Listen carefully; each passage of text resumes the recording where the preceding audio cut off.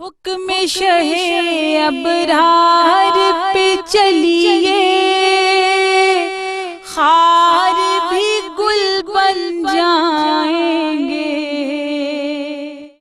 ناظرین کرام، اس وقت ہوا چاہتا ہے نور ارشادات نبوی صلی اللہ علیہ وآلہ وسلم سے اپنی روح کو جلا بخشنے کا۔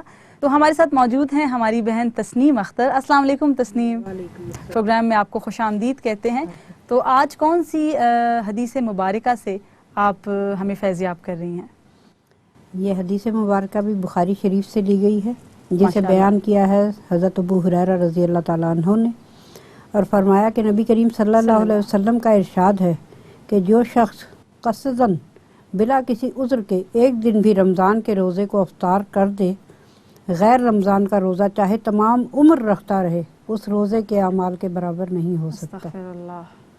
تو یہی خاص طور پہ اس پہ تو مجھے بہت زیادہ بات آتی ہے کہ جہاں پہ سورہ بقرہ میں قرآن پاک میں آیا ہے کہ یا ایھا الذین آمنوا کتب علیکم الصیام کما کتب علی الذین من قبلکم لعلکم تتقون، کہ تم متقی ہو جاؤ۔ اس کی آخری جس جگہ پہ یہ مضمون کلوز ہو رہا ہے سورہ بقرہ میں، اس میں آخر میں فرمایا گیا ہے کہ اگر تم سمجھو تو روزہ رکھنا ہی تمہارے لیے بہتر ہے۔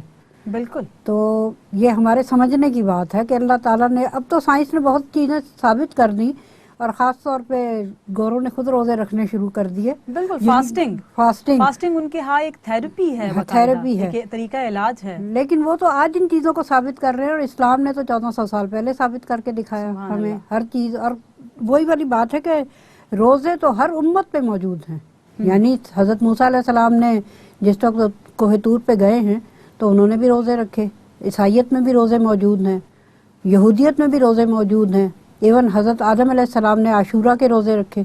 تو روزہ رکھنا ہی سب سے بہتر ہے، سب سے زیادہ فائدے مند ہے۔ اور خاص طور پہ ایک حدیث اور بھی ہے جس میں آپ صلی اللہ علیہ وسلم نے فرمایا کہ اگر تمہیں معلوم ہو جائے کہ روزے کی کیا اہمیت ہے تو تم چاہو کہ پورے سال روزے ہی ہوتے، رمضان ہی ہوتا، تم خواہش کرتے رمضان ہی رہے۔ واہ، سبحان اللہ، سبحان اللہ۔ تو کتنے خوش بخت ہیں ہم، کتنے خوش نصیب ہیں ہم کہ ہماری اس مختصر زندگی کے اندر اللہ پاک نے ایک مرتبہ پھر ہمیں رمضان سے ملایا ہے۔ تو کیا ہی خوب ہو کہ یہی رمضان المبارک ہماری بخشش و نجات کا ذریعہ بن جائے، ہمارے لیے قربت الہی کا ذریعہ بن جائے، ہمارے لیے خوشنودی رسول کا ذریعہ بن جائے، اور اسی طرح ہماری دین و دنیا کی تمام منزلیں ہم طے کر لیں۔ آمین یا رب العالمین۔ تسنیم، آپ کا بہت بہت شکریہ۔ اجرکم من اللہ۔